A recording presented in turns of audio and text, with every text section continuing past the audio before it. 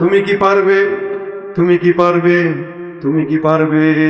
তুমি কি পারবে? তুমি কি পারবে সোনার দেশটা সুন্দরভাবে গড়তে? তুমি কি পারবে মানুষের তার জীবন দিয়ে গড়তে? তুমি কি পারবে স্বাধীনতাকে আবার ফিরিয়ে আনতে? তুমি কি পারবে দুর্নীতিবাদ সন্ত্রাসীদের রুখতে? তুমি কি রাখতে পারবে দেশের মানুষকে সন্তুষ্ট? অভাবে কাহারও স্বভাব কখনো হবে না যে আর নষ্ট। তুমি কি পারবে ফিরিয়ে দিতে বঞ্চিতদের অধিকার? তুমি কি পারবে হতে জনতার জনপ্রিয় সেই সরকার? তুমি কি পারবে? তুমি কি পারবে সব মানুষের বাসনা পূরণ করতে? বিপদ আপদে অসহায় এই জনতার পাশে দাঁড়াতে? এতই যখন পারো, তবে কেন জনপদে মহামারী দেখে ভয়ে থর থর করো? তবে কেন জনপদে মহামারী দেখে ভয়ে থর থর করো? তুমি তো নিজেই দুর্নীতিবাদ, লম্পট খুনি চাঁদাবাজ, তাহলে কিভাবে পারবে তুমি অন্যকে রুখতে? পারবে না তুমি ভালো না হয়ে অন্যকে ভালো করতে। পারবে না তুমি ভালো না হয়ে অন্যকে ভালো করতে। তুমি কি পারবে নাস্তিকদের বিচারটা আজ করতে? তুমি কি পারবে কাদিয়ানীদের কাফের ঘোষণা করতে? তুমি কি পারবে বেকার ছেলের চাকরির খোঁজ দিতে? বেকারত্বের অভিশাপ নিয়ে কেউ থাকবে না বসে। টাকার দায়ে গঞ্জে গায়ে কেউ পাবে না কষ্ট। অন্ধ নেশায় হাজার যুবক হবে না পথভ্রষ্ট। মাদক যুক্ত দেশটাকে আজ মাদক মুক্ত করতে। পারবে কি তুমি ওমরের মতো রাষ্ট্র কায়েম করতে? এতই যখন পারো, তবে কেন নামাজের সময় তুমি সিগারেটে হাতে ঘুরো? তবে কেন নামাজের সময় তুমি সিগারেটে হাতে ঘুরো? তুমি তো নিজেই বড় নেশাখোর, আদালতে রয়েছে না ঘুষখোর, তাহলে কিভাবে পারবে তুমি অন্যকে রুখতে? পারবে না তুমি ভালো না হয়ে অন্যকে ভালো করতে। পারবে না তুমি ভালো না হয়ে অন্যকে ভালো করতে। পারবে না তুমি ভালো না হয়ে অন্যকে ভালো করতে। পারবে না তুমি ভালো না হয়ে অন্যকে ভালো করতে। ঠিক না? ইন্নাল হামদুলিল্লাহ الحمد لله نحمده ونستعينه ونستغفره ونؤمن به ونتوكل عليه ونعوذ بالله من شرور أنفسنا ومن سيئات أعمالنا من يهده الله فلا مضل له ومن يضلله فلا هادي له ونشهد أن لا إله إلا الله وحده لا شريك له ونشهد أن سيدنا وسندنا وحبيب ربنا وطبيبنا وطبيب قلوبنا ومولانا محمد صلى الله عليه وعلى آله وأصحابه وبارك وسلم تسليما كثيرا كثيرا الذي أرسله الله تعالى بالحق بشيرا ونذيرا وداعيا إلى الله بإذنه وسراجا منيرا أما بعد فأعوذ بالله من الشيطان الرجيم بسم الله الرحمن الرحيم فقلت استغفروا ربكم إنه كان غفارا صدق الله مولانا العظيم وصدق رسوله النبي الكريم وقال النبي صلى الله عليه وسلم من لزم الاستغفار جعل الله له من كل هم فرجا ومن كل ضيق مخرجا ورزقه من حيث لا يحتسب أو كما قال عليه الصلاة والسلام. وقال تعالى: إن الله وملائكته يصلون على النبي يا أيها الذين آمنوا صلوا عليه وسلموا تسليما. সকলে জবান খুলে দুরূদ শরীফ পড়ি। আল্লাহুম্মা সাল্লি আলা মুহাম্মাদিন ওয়া আলা আলি মুহাম্মাদ কামা সাল্লাইতা আলা ইব্রাহিম ওয়া আলা আলি ইব্রাহিম ইন্নাকা হামিদুম মাজিদ।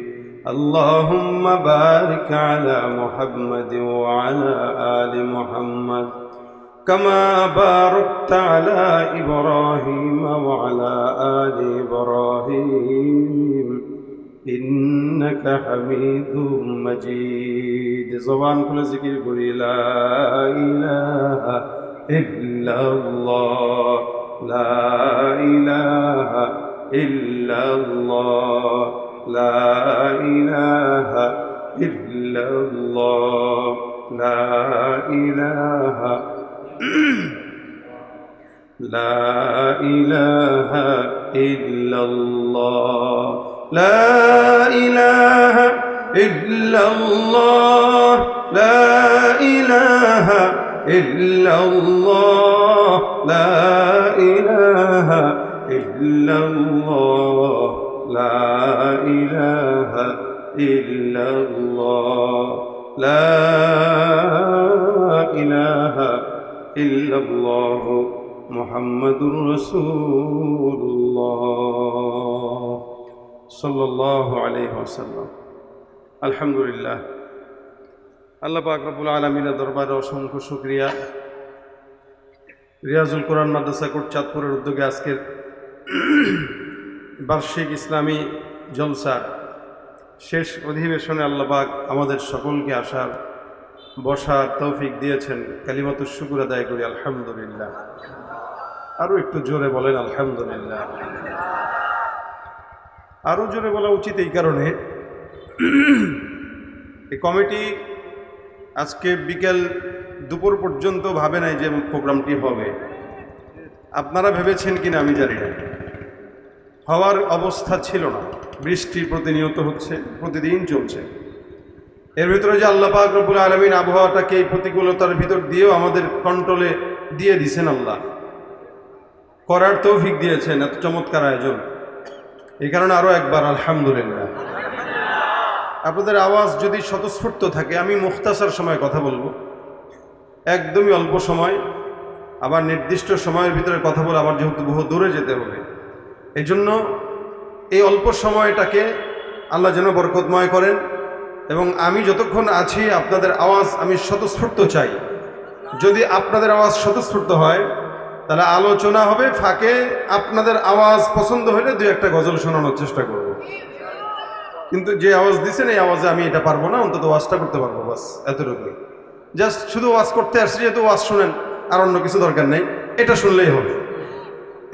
আল্লাহ পাক আমাদের সকলকে ইনসান হিসেবে সৃষ্টি করেছেন। আমরা মানুষ, গরু ছাগল না। আল্লাহ পাক জানোয়ারও বানান নাই, হায়াওয়ান বানান নাই, ইনসান বানিয়েছেন।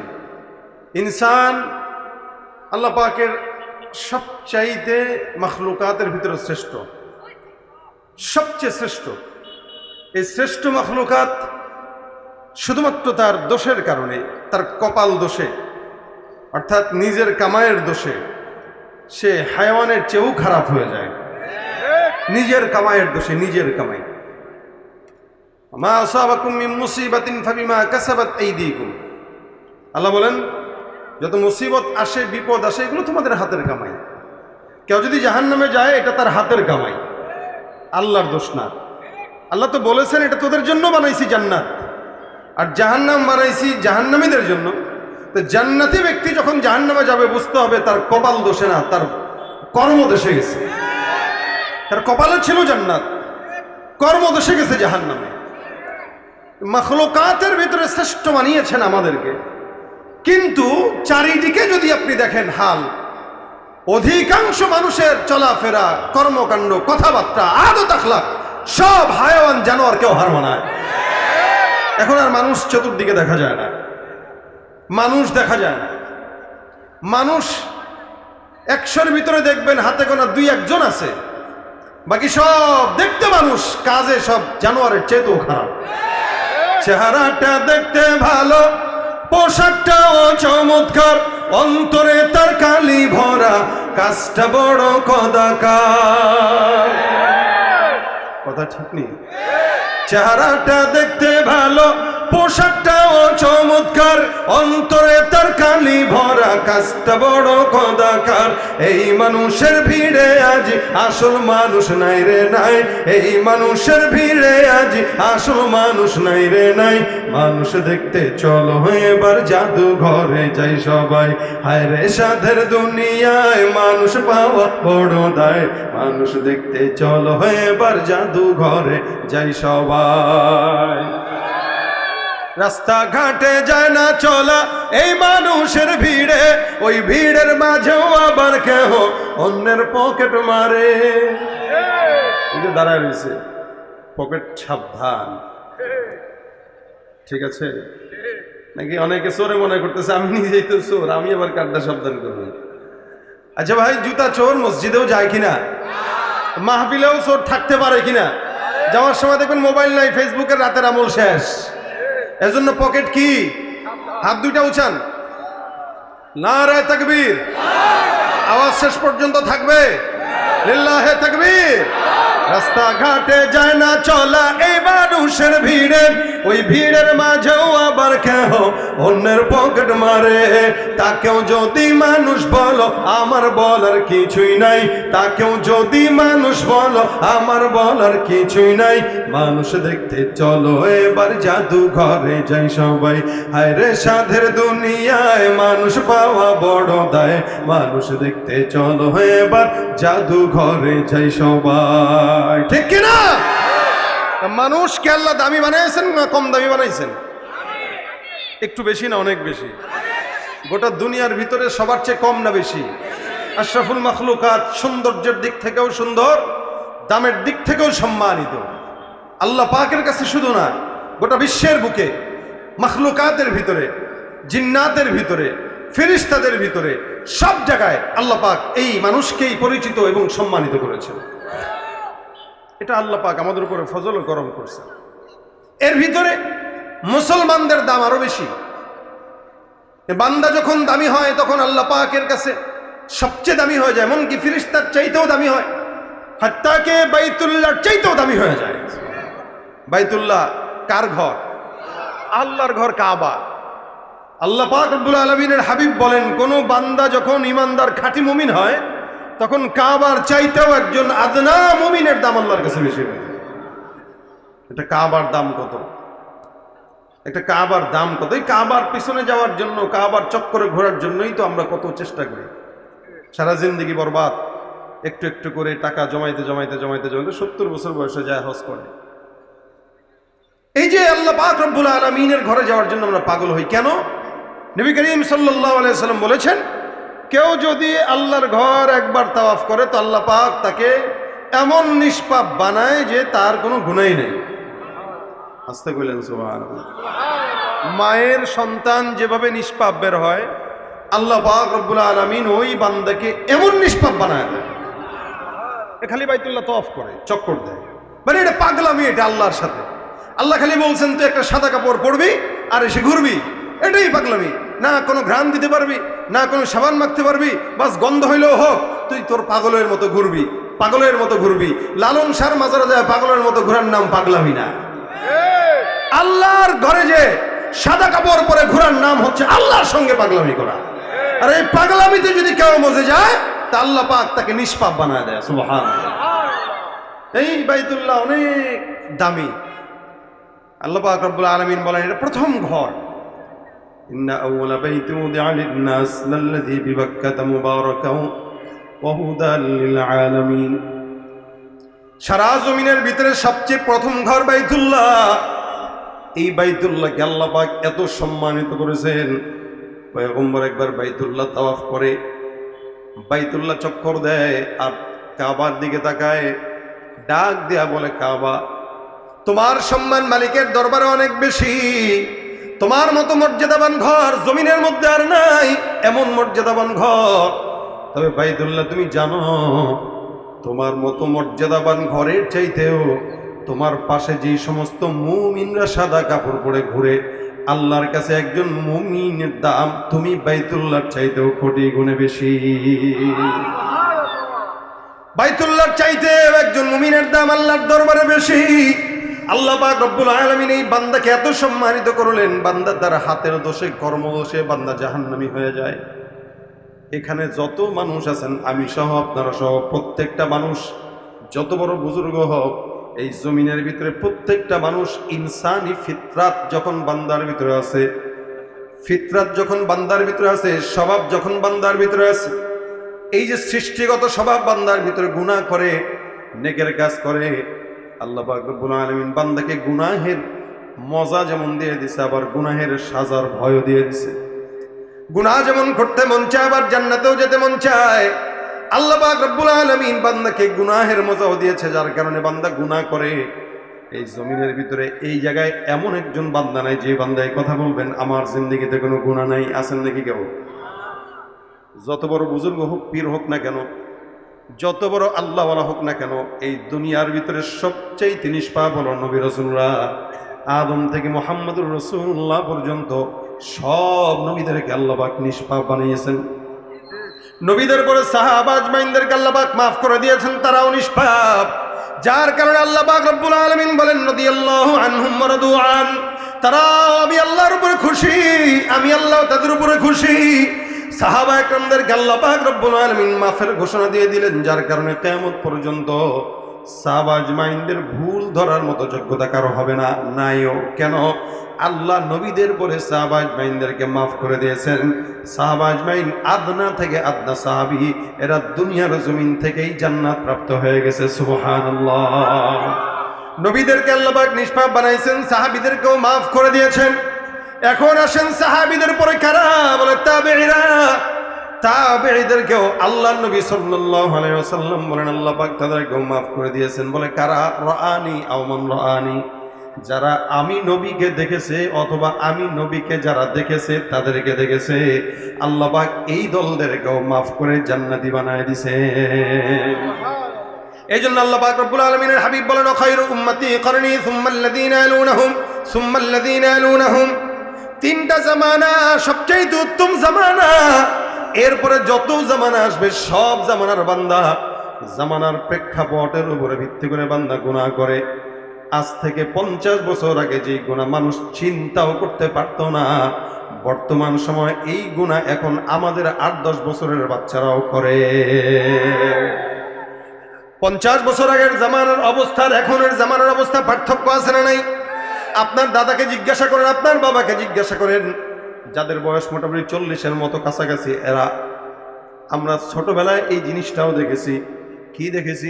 কোনো ঘরের আশেপাশে রাস্তাঘাটে যখন কোনো মা বোনরা হাঁটতো, কোনো পরপুরুষ যখন তার সামনে দিয়ে রাস্তা দিয়ে হেঁটে হেঁটে যেত, আমাদের মা খালারা যদিও বয়স 60 বছর 50 বছর, কোনো পরপুরুষ দেখার সাথে সাথে ওড়নাটা এই পর্যন্ত টেনে দিয়ে গাছের আড়ালে লুকায় যেত। এখন এই দেশটা আসেনি। এখন যদিও মোটামুটি বোরকা ওড়না টুন্না পরে, এমনভাবে পরে যেন সব দেখাই যায়। রাসূল সাল্লাল্লাহু আলাইহি ওয়াসাল্লাম বলেছেন শেষ জামানায় এরকম পোশাক পরবে, কাপড় পরার পরেও যেন তারা উলঙ্গ। আরে এই জামানাই চলতেছে। এক সময় আমরা আমাদের মা বোনদেরকে দেখতাম পরপুরুষ দেখার সাথে সাথেই পালায় যেত, পুকুর পাড়ে নেমে যেত, গাছের আড়ালে লুকাইতো, ঘরের আড়ালে লুকাইতো। আর বর্তমান সময়ে ওড়নাটা যদিও বুকের মধ্যে থাকে, ওইটা একবার সরায় দিয়া তারপর আবার ঠিক করে দেখা যায়। এই যে নারীদের হালত এরকম, শুধু তাই না, ঢাকার প্রেস ক্লাবের মতো জায়গাগুলোতে সংবাদ সম্মেলন করে, আমরা সবাই বেশ্যা, বুঝে নেব হিস্সা। দেখেন না এই স্লোগান দিতেছে, আমরা সবাই বেশ্যা, বুঝে নেব হিস্সা। নিজের বেশ্যা বলতে তারা পছন্দ করতেছে, অথচ আল্লাহ এদের সম্মান সবচেয়ে বেশি দিয়েছে। শুধু তাই না, দেহ বিক্রি করে যারা চলে এরা স্লোগান দিচ্ছে তাদেরকে যেন শ্রমিকের মর্যাদা দেওয়া হয়। নাউজুবিল্লাহ মিন যালিক। শ্রমিক ভাই, সব ঘাম ঝরানো শ্রমিকের ঘাম ঝরানো না। যাক, বুঝলে বুঝেন, না বুঝলে নেই। ঘাম ঝরাইলেই শ্রমিক বলা চলে না। আল্লাহ দাম দিয়েছেন বেশি, এরা বুঝে না, যার কারণে এরা নিজেদের দাম কমায় দেয়। এরা নিজেদের দাম নিজেরা কমায়। এক সময় আমরা আমাদের, আজ থেকে মনে করেন আরো 30-40 বছর আগে যদি কেউ চিন্তা করেন, দেখবেন আমাদের ঘরের ভিতরে আমি আমার মাকে, আমার দাদিকে, আমার দাদাকে দেখতাম সকালবেলা গ্রাম দেশে ফজরের নামাজের পর কোরআন তেলাওয়াত না করে কোনো মানুষ ঘরের কাজের ভিতরে হাত দিত না। সকালবেলা সূরা ইয়াসিন তেলাওয়াত করতো, মাগরিবের পরে ওয়াকা, সূরা ইয়াসিন তেলাওয়াত করার পর অন্যান্য কাজ, মাগরিবের পরে ওয়াকা তেলাওয়াত করার পর অন্যান্য কাজ। তেলাওয়াত ছাড়া কোনো ঘরের ভিতরে থাকতো না, বরকত থাকতো না। যার কারণে ঘরের ভিতরে ঘরের মা বোনেরা, খালারা, দাদিরা তেলাওয়াত করতো। এবং আমি আমার নিজের ঘরের কথাও যদি বলি, এখনো পর্যন্ত আমি আমার বাবাকে দেখি, আমার বাবার প্রায় 75 বছর বয়স। এই যে বুঝ হবার পর থেকে নিয়ে আজ পর্যন্ত আমার বাবাকে কোনোদিন সকালবেলা বিকেলবেলা তেলাওয়াত করে নাই, এটা আমি কোনোদিন পাই নাই। আগের কালে এমনই ছিল, সকালে তেলাওয়াত বিকালে তেলাওয়াত। অথচ জেনারেল শিক্ষিত মানুষ। এবং কি ঘুম থেকে যখন আমরা ছোটবেলায় জাগতাম, আমরা ঘুম থেকে যখন জাগতাম তাকায় দেখতাম আমার দাদি অথবা মা অথবা নানি, খালা, এরা বিছানার মধ্যে সুন্দর করে যায় নামাজের বিছানায় বসে বসে জিকির করে সুবহানাল্লাহ, আলহামদুলিল্লাহ, লা ইলাহা ইল্লাল্লাহ। আমাদের ঘুম ভাঙতো মাদের জিকিরের আওয়াজে, আমাদের ঘুম ভাঙতো মা বাবার কোরআন তেলাওয়াতের আওয়াজে। আমরা সকালবেলা ঘুম থেকে জেগে জেগে দেখতাম মা তেলাওয়াত করে, বাবা তেলাওয়াত করে, মা জিকির করে, বাবা জিকির করে। আর বর্তমান সময়ের বাচ্চাদের ঘুম ভাঙে মা বাবার মোবাইল, ফেসবুক, ইউটিউবের আওয়াজে। যেই বাচ্চা সকালবেলা তেলাওয়াতের আওয়াজে ঘুম থেকে উঠবে সে তো হাফেজ হবেই। আর যেই বাচ্চা সকালবেলা ডিস্কো গানের আওয়াজে উঠবে, ওই বাচ্চাই তার মা বাবাকে ধরে বৃদ্ধাশ্রমে ঢুকাই দিয়ে আসবে। এটাই বাস্তবতা। আমাদের নিজেদের কর্মদশা, আমরা এখন জামানার এই হালত চলতেছে। এই জন্যই বললাম আগের কালের জামানা এখনের জামানা এক না। 50 বছর হালত আগে ছিল একরকম, এখন আরেক রকম। আবার সামনে 10 বছর পরে কি যে হয় এটা বলাও যায় না। জামানা যত সামনের দিকে আগাবে ফিতনা তত বাড়বে। এই জন্য আল্লাহ পাক রব্বুল আলামিন বলেন ওয়াস-সাবিকুন আস-সাবিকুন উলাইকাল মুকাররাবুন। যারা অতীতে চলে গেছে তারাই আল্লাহ পাকের সবচাইতে নিকটবর্তী। আজ থেকে 100 বছর আগে যে জন্মগ্রহণ করলো ওই ব্যক্তিটা আমাদের চাইতে আল্লাহর নিকটবর্তী বেশি। যেই লোকটা 500 বছর আগে জন্মগ্রহণ করলো ওই লোকটা আপনার আমার চেয়ে 500 বছর বেশি জান্নাতের নিকটে। আল্লাহ পাক এই কারণে বলেন ওয়াস-সাবিকুন আস-সাবিকুন উলাইকাল মুকাররাবুন ফি জান্নাতিন নাঈম সুল্লাতুম মিনাল আউয়ালিন ওয়া কলিলুম মিনাল আখিরিন। আল্লাহ পাক রব্বুল আলামিন বলেন জামানা যত পিছনের দিকে যাবে মানুষ তত জান্নাতের নিকটে, জামানা যত সামনের দিকে আগাবে মানুষ তত জাহান্নামের নিকটে। এই জন্য যে যত বেশি নবীর যুগের নিকটে সে তত বেশি আল্লাহর জান্নাতের নিকটে। আজ থেকে 100 বছর আগে যে জন্মগ্রহণ করলো সে আমার চাইতে আল্লাহর নবীর 100 বছরের বেশি নিকটে। দৌলতের সম্পদ এবং সন্তান উভয়টাই দান করে দেয়। সুবহানাল্লাহ। এজন্য কারো যদি বিবি প্রেগনেন্ট থাকে, সন্তান সম্ভাবা থাকে, তাদেরকে বেশি বেশি ইস্তেগফারের আমল শিখাবেন। দেখবেন আল্লাহ পাক ইস্তেগফারের আমলের বরকতে সন্তানকে বুজুর্গ বানায় দেবে ইনশাআল্লাহ। সন্তান পেটে আছে বলবেন বেশি বেশি ইস্তেগফারের আমল করো, প্রতিদিন 1000 বার করে পড়ো, প্রতিদিন 1000 বার। 4 জন গেল, 5 নম্বরে আল্লাহ পাক বলেন ওয়াজআল লাকুম জান্নাতি ওয়াজআল লাকুম আনহারা। আমি আল্লাহ পাক রব্বুল আলামিন কেউ যদি ইস্তেগফার করে ফসল দিয়ে এমন ভাবে দেব যেন মনে হবে জান্নাত। সুবহানাল্লাহ।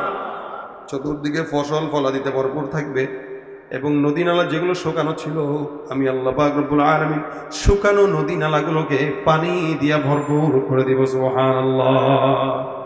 তাহলে কি বুঝলাম? আজকের মাগরিব থেকে নিয়ে এ পর্যন্ত অনেক আলোচনা আপনারা শুনেছেন। আবার সামনে অনেক মাহফিল আশেপাশে হবে, শুনবেন, খালি শুনলাম আর চলে গেলাম, এটা ফায়দা না। ফায়দা হলো বাসা পর্যন্ত কিছু একটা নিয়ে যাওয়া। কিছু একটা যদি নিয়ে যেতে পারি তাহলে মাহফিলের কামিয়াবি, কি বলেন, ঠিক না?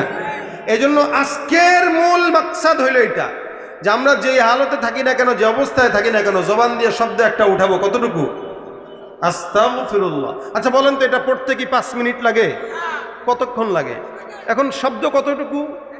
আস্তাগফিরুল্লাহ, বাস এতটুকুই। আস্তাগফিরুল্লাহ, আস্তাগফিরুল্লাহ, আস্তাগফিরুল্লাহ। আপনি 5 ওয়াক্ত নামাজের পরে 100 বার করে পড়েন না, 100 বার পড়তে আপনার সর্বোচ্চ 1.5 মিনিট লাগবে। সেকেন্ডে যদি একবার করে পড়েন সর্বোচ্চ 1.5 মিনিট লাগবে। ধরলাম 2 মিনিট, আপনি 2 করে 5 বারে 10 মিনিট কি আল্লাহরে দিতে পারবেন না?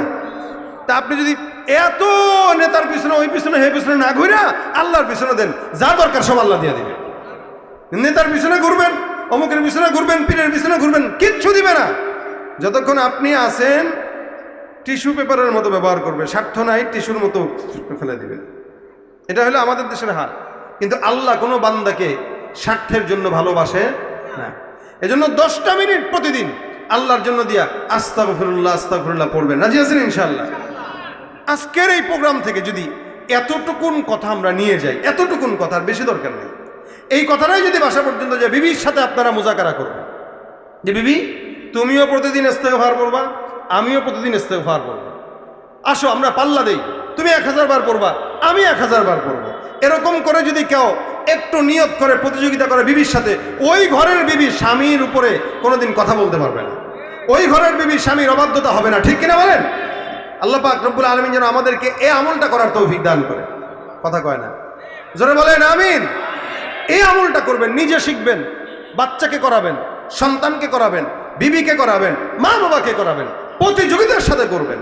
দেখবেন আপনার জিন্দগির এমন কোনো জায়গা নাই যেই জায়গায় আল্লাহ আপনাকে বারাকা দান করবেন না। তো কারা কারা রাজি আছে একটু হাতটা তুলে দেখা, আল্লাহ কবুল করো, আমাকে সহ আল্লাহ সকলকে কবুল করো, বলেন আমিন। আল্লাহ পাক আগে আমাকে তৌফিক দেখ, তারপরে আপনাদেরকে দান করো। এই যে আজকের এই মাদ্রাসার মাহফিলে আপনারা আসছেন, এই মাহফিলে আসা বসা, আসতে পেরে কিছু জিনিস শিখতে পারলেন, ফায়দা হয়েছে না? একটা জিনিস শিখলেন, যদিও জানেন যে ইস্তেগফার পড়লে এই হয়, কিন্তু কি হয় এটা আপনাদেরকে হয়তো অনেকে জানা ছিল না, আজকের মুজাকারা জানা হইল। তো জানার পরেই তো মানুষ মানে, আগার মানোগি তো বানোগি, কেউ যদি মেনে নেয় তো আল্লাহ তাকে বানায় দেয়, আল্লাহ তাকে বানায় দেয়। এই জন্য আমরা মানার নিয়ত করবো ইনশাআল্লাহ। পাশাপাশি এই মাদ্রাসার প্রোগ্রাম, মাদ্রাসার 2 জন ছেলে হাফেজ হয়েছে, এরকম 2 জন কেন, সামনের বছর যেন 10 জন হইতে পারে সেই ফিকির করতে হবে। আপনাদের প্রত্যেকের উচিত এই মাদ্রাসাগুলোর সাথে সম্পর্ক রাখা, কারণ দিন ততদিন টিকবে যতদিন মাদ্রাসাগুলো থাকবে, যতদিন দিন থাকবে ততদিন দুনিয়া থাকবে, যতদিন দুনিয়া টিকবে, মানে দিন যতদিন না থাকবে তখন আর দুনিয়া টিকবে না। এরা বুঝে না যে দিনের কারণে মাদ্রাসা, এই দুনিয়া টিকে আছে, অথচ এরপরেও এরা দিনের বিরোধিতা করে। আজকে গত কয়েকদিন আগে আপনারা দেখেছেন এই শিক্ষাঙ্গন যেগুলো স্কুলগুলো আছে, স্কুলগুলোতে গানের শিক্ষক প্রজ্ঞাপন জারি করেছে, গানের শিক্ষক দেওয়ার জন্য, অথচ স্কুলগুলোতে কিন্তু ধর্মীয় কোনো শিক্ষকের প্রজ্ঞাপন তারা জারি করে নাই। আসলেই কি বলবো, দেশ স্বাধীন হয়েছে যদিও আমরা বলি 24-এ, কিন্তু এরপরেও আমরা স্বাধীন হই নাই, মনে হয় না কোনোদিন হব, কারণ এখনো পর্যন্ত ওপারের প্রেসক্রিপশনেই আমার দেশ চলতেছে। এই জন্যই যেই পূজার ভিতরে মুসলমানের সন্তানেরা পূজা মণ্ডপে যে পাহারা দিয়েছে, সেই মুসলমানদের পবিত্র কোরআনকে অবমাননা করতে দেখেছে হিন্দু সম্প্রদায়ের লোকদেরকে। কিন্তু আমরা সরকার তরফ থেকে এখনো কোনো প্রকার আওয়াজও পাই নাই, পাবও না, কারণ রাষ্ট্রের সরকার প্রধান এরা তো আল্লাহওয়ালা হওয়া লাগবে, তাহলেই না কোরআনের পক্ষে কথা বলবে। ঘুষখোর, সুদখোর, দুর্নীতিবাজ অথবা চোর, ডাকাত, বাটপার এরা যদি ক্ষমতায় থাকে, কশ্চিনকালেও কোরআনের পক্ষে এদের জন্য একটা জবান দিয়ে কথাও বের হবে না, হওয়ার কথাও না। এজন্য আগামীর বাংলাদেশকে এখনো পর্যন্ত সময় আছে ইসলামের দেশ হিসেবে গড়ে তোলার জন্য। আপনাদের কাছে আমাদের আবেদন, ইসলামের দেশ গড়ার জন্য যা করা লাগে আমরা তাই করতে রাজি হব ইনশাআল্লাহ। তবু আমরা আগামীর বাংলাদেশকে কোরআনের বাংলাদেশ দেখতে চাই, আগামীর বাংলাদেশকে ইসলামের বাংলাদেশ দেখতে চাই, আগামীর বাংলাদেশকে আল্লাহ রাসূলের অনুসারীদের বাংলাদেশ দেখতে চাই। কারা কারা দেখতে চান? নারে তাকবীর, নারায়ে তাকবীর,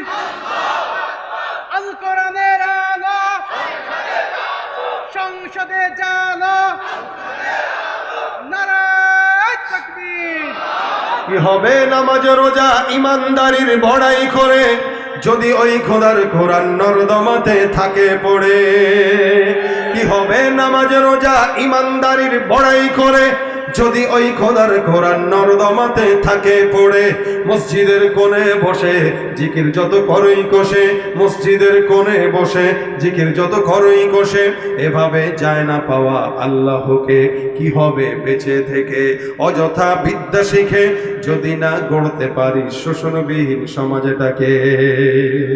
কি হবে আলেম হয়ে ইমাম সেজে সমাজেতে পারো যদি সত্য কথা উচ্চ স্বরে না বলিতে।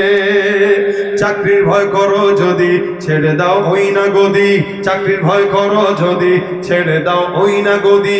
কি হবে ধোঁকা দিয়ে আল্লাহকে, কি হবে বেঁচে থেকে অযথা বিদ্যা শিখে যদি না গড়তে পারি শোষণবিহীন সমাজটাকে।